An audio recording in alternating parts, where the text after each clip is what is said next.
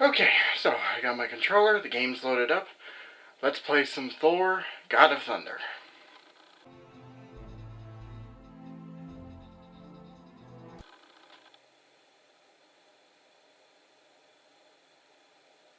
See Odin, ruler of Asgard. If he were to fall.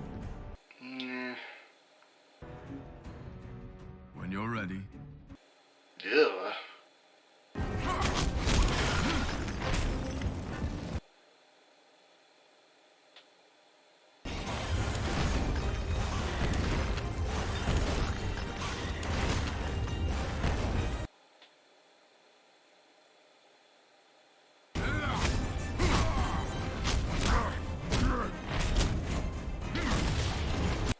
Well, fuck that.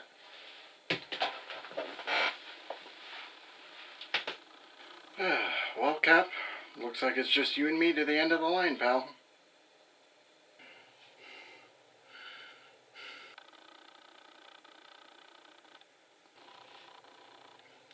Your time will come later, Miles. I promise.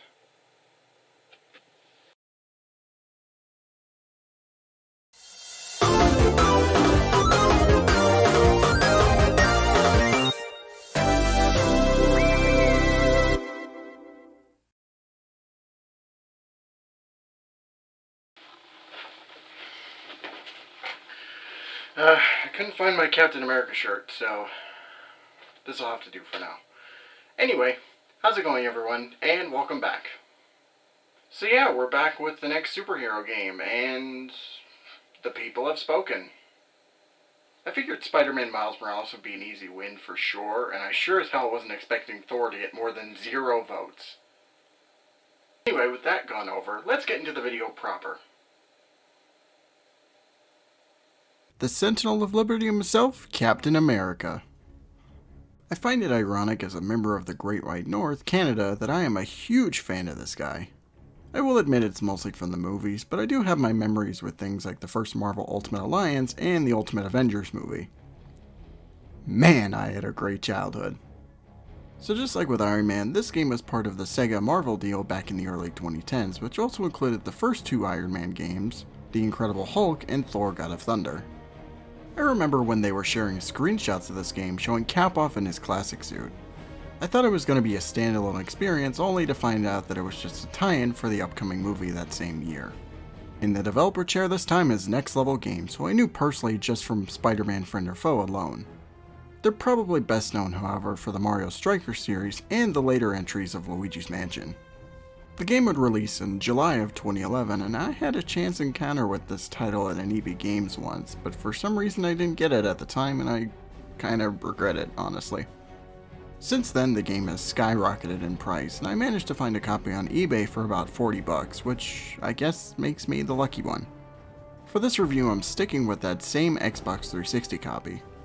As far as I'm aware, there isn't any console exclusive stuff to go over, so that is already a headache I don't have to deal with this time. By the way, go check out both Iron Man videos if you haven't already. I'm going into this relatively blind, which, yeah, should be interesting. But there's nowhere to go but to begin the video proper. The game has an original story, so I'm able to go through the whole thing and not just skip over to the gameplay. You're welcome, Internet. It's Europe 1944! The war is still raging on, and after 2 soldiers are attacked by some Hydra agents, the first Avenger steps in and holds them off. I'm assuming that this takes place during the montage from the movie, but, why do the guys think he's a myth? I mean, it's not like he's Batman or anything. Oh, wait. Soon after, Cap sees some incredible weapons on display, and after chatting with Peggy, we learn from a film reel about this Project Masterman headed up by the Red Skull's right-hand scientist, Arnim Zola. The plane starts to take some damage, so we get the fuck out of there and make a dramatic entrance inside this Hydra base within a castle, where we'll be spending the next 4 hours. Upon moving through the facility and taking care of some anti-air support, we come face to face with Baron von Strucker as we try to take out the radar dish for this last hidden cannon. We're successful in blinding it, but the Allied plane is still shot down and we end up being captured by the Iron Cross. After regaining consciousness, Zola tells us that he plans to recreate the super soldier serum using his blood, which we get a glimpse of later with these weird zombie looking motherfuckers. We also learned from Madame Hydra that our allies are locked up, so we break from our restraints and make our way over to save them. You bitch! We managed to find Bucky and a bunch of POWs, but Dum Dum Dugan and James Falsworth are still missing elsewhere, so we set off after making sure the POWs are safe. We do manage to save Dugan, but we learn that Falsworth has been taken by Madame Hydra. We catch up with the Femme Fatale, and after her boss fight, she escapes and we find out the Red Skull has arrived. So basically we say, fuck you Falsworth, and go after him instead. Damn. That's some cold shit. I know you want to win the war and everything, but god damn, dude. We catch up with Nazi Black Mask and Red, where we destroy a vial of the serum Zola made, and we finally get to bring down the Iron Cross. Skull manages to get away, so we turn our attention back to Falsworth and we discover he's held at this chapel in a nearby village. Before we can free him, we have to deal with Zola again, rocking a very stylish, comic-accurate body. We smash his screen, and now it's time for the final boss. All throughout the game, Hydra has been digging deeper in the mountain, and the Red Skull managed to activate something known as the Sleeper. It's basically a kaiju-sized robot, which they were hoping would turn the tide of the war in their favor. Let the sleeper rise! I heard that, and I immediately thought of this. The sleeper has awakened! Anyway, we stop the Megazord, destroy the castle, Cap and the Howling Commandos go home to eat some chili, and we get a tease for a sequel that will never see the light of day. Unless you want to count the movie. You are failing! The story is actually pretty entertaining if I do say so myself. It's not the most interesting premise, but I think the characters is what keeps the story engaging, and there are a lot of good standouts. I would have liked to see more of the Commandos, but the villains absolutely steal the show and are the best part of the narrative. We have a nice blend of movie villains like Red Skull and Arnim Zola, but also some antagonists from the comics like Madame Hydra and Baron von Strucker, who are all deliciously evil and over the top, which is what I needed. It's always weird seeing characters that the MCU would use later on, but I gotta say they're way better here than in their respective movies. Kind of a missed opportunity that Baron Zemo isn't here, because they would have done something really fun with him in the World War II setting. Madame Hydra here is better than whatever the fuck Fox did in the Wolverine.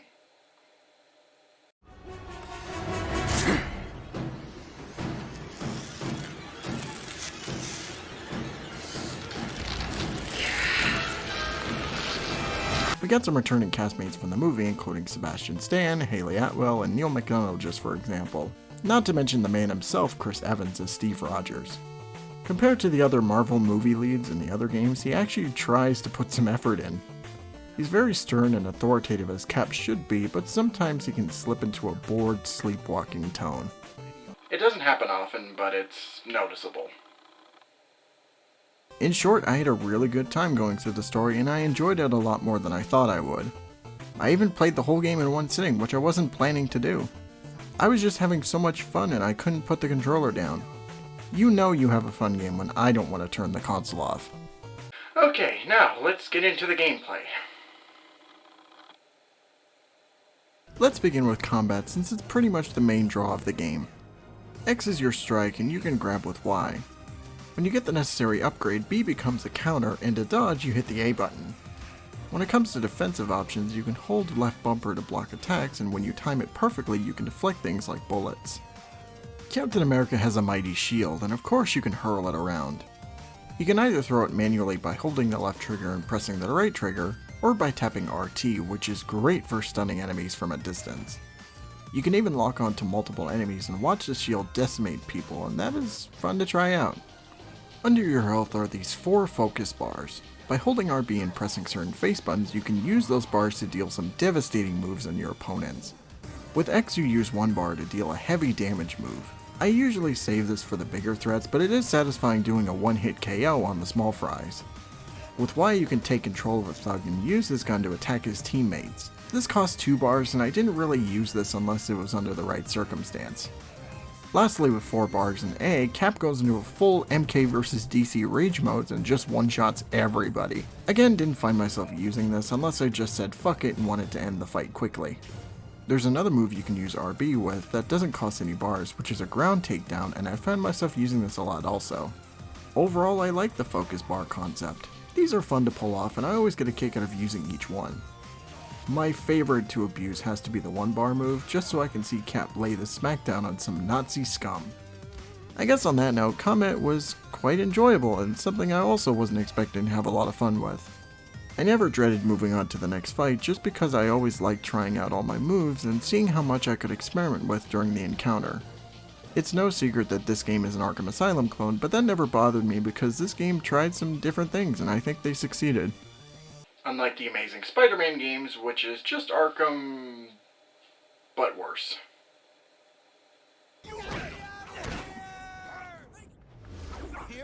With that said, my Arkham muscle memory did try to kick in, and it was tough adjusting early on. But once I was in the groove and got used to it, I was just having an absolute blast. So there's an inkling of stealth elements, but it doesn't happen enough. It usually just results in a brawl, so there's not really a point of trying to be sneaky. Acrobatics is a huge part of the game also. When prompted, you can jump across ledges, poles, beams, and other such surfaces. I like seeing how many perfect jumps I could make. Upgrades are kinda neat, but also a little weird too. After collecting enough of what this game calls intel points, you can nab one of 3 in a row, and after getting all 3 upgrades, it unlocks the next row for you to get later. Besides the counter I mentioned earlier, there are others like having your shield bounce off up to 5 enemies, and new attacks like a charge and slam move with your garbage lid. One issue I have with this is that just playing the game casually, you don't get a lot of points for doing combat encounters, and even I wasn't able to get the points necessary for the last 3 upgrades. I got most of the first 2 rows, and that was also because of me picking up collectibles, which I'll talk about later. No matter how you play, snag these whenever you can because they benefit the game in the long run. Speaking of Arkham, Captain America has Detective Mode, which this game calls Tactical Vision. Hitting down on the D-pad illuminates certain objects in the environments, and it only lasts a couple seconds. I only used this when I was lost and needed an idea on where to go. Last thing I'll mention are these hacking panels, where you have to find a common character and connect them to unlock the next area. It starts off easy, but later on they add a bunch of letters and numbers on the screen and eventually a time limit. These are just whatever, and they got slightly more annoying each one after. Overall, gameplay was good, and I cannot state how surprised I was to still be enjoying it by endgame. I was really worried that it was going to get repetitive and boring as I kept playing, but it never happened at any point in my playthrough. Honestly, I want to do another run in the near future, and that is shocking just because I've had my fill of Arkham lately. And I'm part of an Arkham podcast.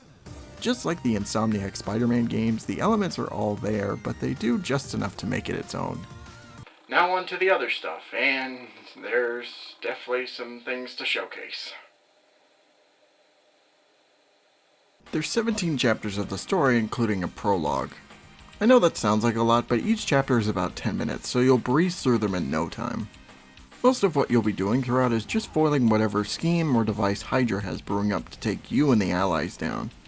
It's pretty standard stuff, but it's never anything too repetitive. Speaking of Hydra, let's go over the enemy list. There's some variety here with some pretty out there ideas.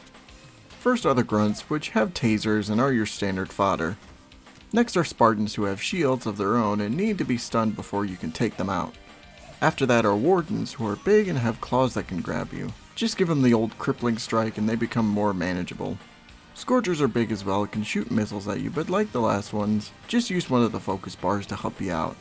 Lastly are Screamers, who have telekinetic powers, but you just need to deflect their force push and take their energy shields and they become a cakewalk.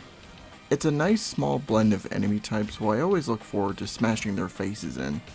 I like the degree of challenge that was presented, and they kept the game from becoming stale. Bosses were nice and also had more going on than I expected. Just wailing on them isn't going to cut it, so you'll actually have to put some thought into how you approach them and use all your moves at your disposal. Madam Hydra or Strucker was probably my favorite, and I liked how tense I was during the fight against the Iron Cross. Now on to the collectibles, and man, there is a lot to cover. Let me just rapid fire them.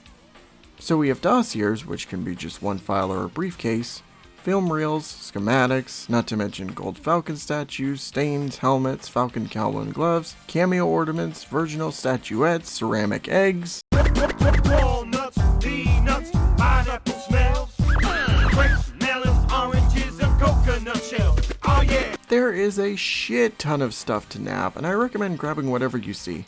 Some of the collectibles give you intel points, so if you want those upgrades faster, that is the way to go. You can do other things like smash statues, but those are more so for achievements than anything. One thing I forgot to talk about earlier is that after the story is done, you're free to explore the map to get some missing collectibles and some more intel points. If you're just playing the story, there's no point to roaming, but if you want a complete save file, have at it.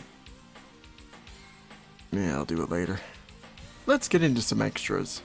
Besides the film reels you can watch and the schematics to look at, there's also concept art to sift through and these Zemo diaries, which are kinda neat. There's a challenge mode that isn't as good as the Arkham games, but is a nice distraction. These also give you intel points, so it's good for working towards those upgrades. We also have a couple of alternate costumes for you to mess around with. They need a shit ton of intel points to unlock, but I like what's on display. We have his classic costume of course, and his World War II outfit from the Ultimate Universe. These are perfect choices, and I think they actually look really good with this game's art direction.